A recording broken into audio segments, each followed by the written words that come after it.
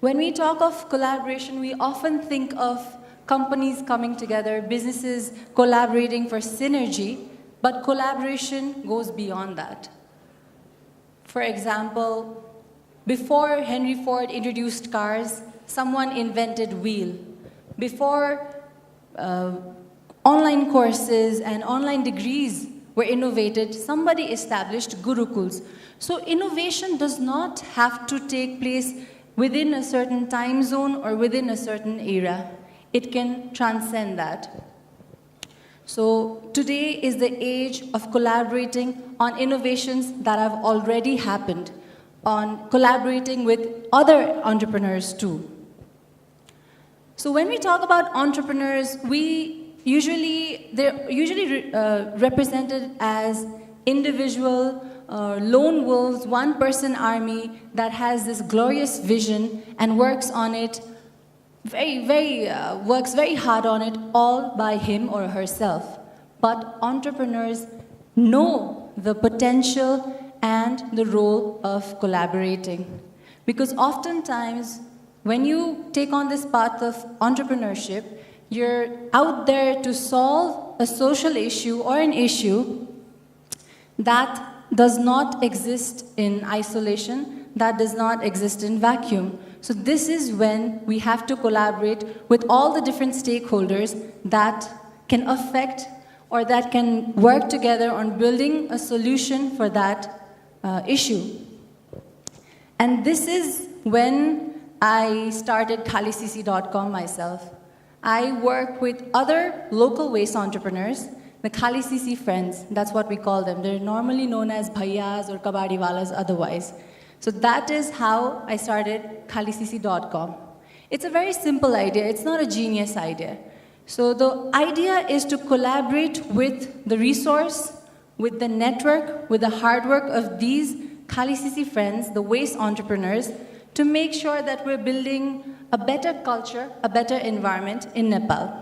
So that is how the idea of Khalisisi.com as a digital platform started.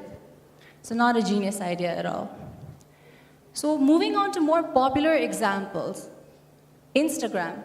It started as a social media platform to share your pictures and your videos. Now it's become so powerful as a tool that it can change world events in an instance. And the power of hashtags. So before, when we used to go to weddings or used to go to functions, we'd have to wait for months on end for the photography team to edit and wash and print the pictures for us to see them. But now you just go hashtag A weds B, C weds D, you have your pictures right there. So from a simple example like that to a more complex and impactful examples like hashtag Nepal earthquake, hashtag Nepal blockade. So these are the platforms that have the power and the potential for innovation, for people to come together, share, collaborate, and benefit all together, right? And when we talk about entrepreneurship and collaboration and innovation, we cannot not talk about technology. So right now, our life has been divided into two periods, I'd say. A period of learning and a period of working. But that in itself is a very antiquated model. We can no longer rely on the skills or the knowledge that we've gained from our school, from our colleges, and just stop there and start working and implementing our ideas or work with somebody else. That is just not how it works. Given the influx of artificial intelligence, virtual reality, hyperspace missions, hyperloop space missions, so in technology and innovation is constantly changing and constantly updating itself. So in that case, are we reinventing ourselves? Is the education system worldwide, especially in Nepal, helping us reinvent ourselves every single day so that we adapt to the future? Love it or hate it, you cannot ignore technology and innovation. It is here to stay, and it is going to make its impact for millions of years to come. So how do we keep ourselves updated in that scenario, right? So beyond education, we need to understand how will our MBA degrees, our BBA degrees serve us when artificial intelligence is such a powerful tool now. Do we know about Sophia? We do, right? She was here a few months ago. She's the first successful humanoid robot.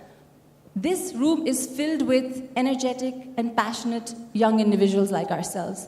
But there are equally passionate and energetic young individuals outside this room, outside this city, who have no idea about the existence of the likes of Sophia and other advances. So if you do not know about the existence of something, you possibly cannot know about the potential of that platform. So in that case, how will our degrees serve us?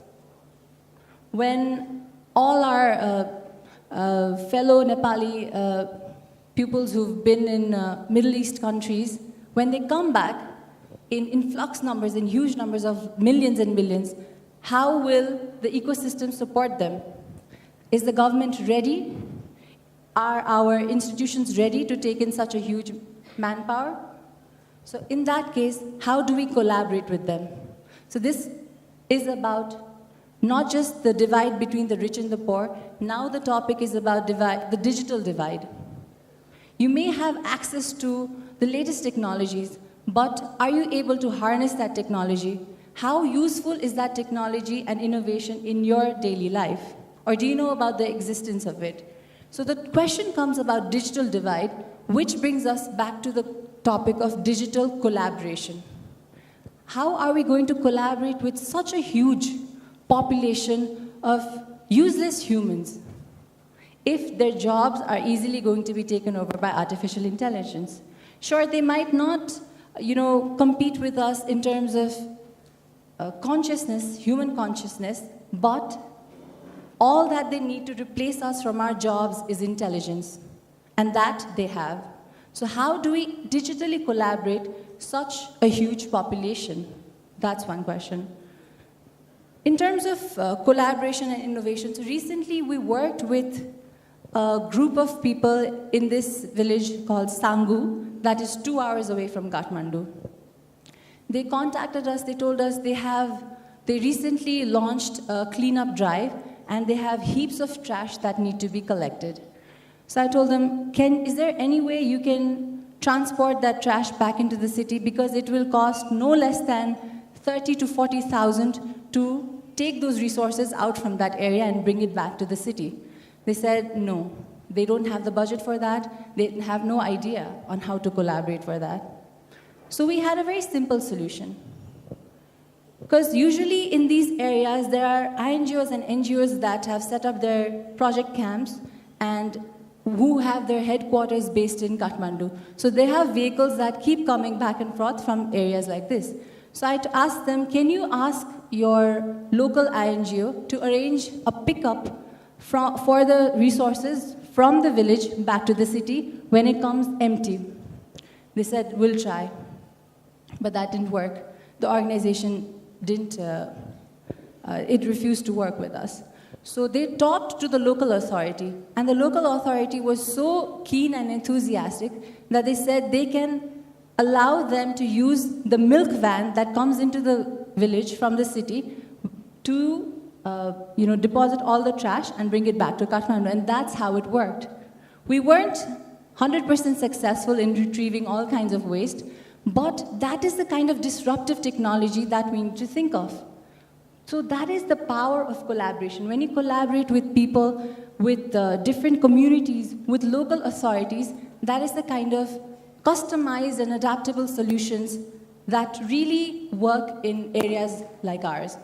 So without any cost, we were able to retrieve, to recycle all those dry waste, bring it back to the city, and also pay them for their trash. So that is the kind of disruption we're looking at. Other than that, I'd like to leave you with a very simple story. I've shared this story quite often, but the more I share it, I find it more relevant in the context that we are in today. So there was once a king. He had a vision of building a pond that didn't exist anywhere else in the world. He wanted to fill that pond with milk, not water. So doodh pokhari. Okay, so that was his vision, so that it could attract all kinds of people from all over the world and make his city one of the most renowned city for the doodh pokhari. So he shared his vision with the rest of his pupils, and everybody bought in. They were really excited and rallied by the idea.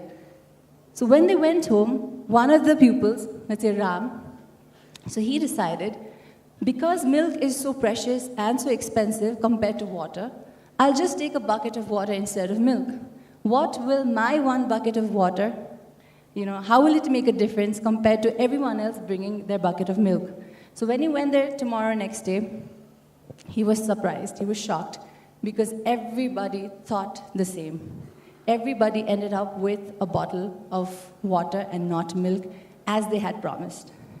So why is that? That's a very common and a very natural human instinct to underestimate our own role, our own responsibility. We sometimes place so much of trust on the other person that we forget our own role and responsibility in the process. And that is why collaboration is such an important platform today. So how many of us are Rams here? That is something we need to ask ourselves. How many of us really understand the power of our contribution as an individual to the economy or to the entrepreneurship cycle or to whatever we do? Because it is so easy for us to blame the government, the institutions, the offices, the businesses, that sometimes we forget how are we contributing. So we need to understand even using one plastic bottle can make the entire difference that there is. So with that, we at Khalisisi have developed a vision of building Nepal as one of the top 20 recycling nations in the world by 2030. So that gives us just 12 years. It is a very ambitious vision, but one that can be achieved with a very powerful collaboration with each and every individual, with each and every RAMs that exist, with each and every government, local government authorities, other offices, other businesses. So collaboration in today's world is not an option. It is something that helps you in your business if you want to start something of your own, or in a small team, or in whatever you do.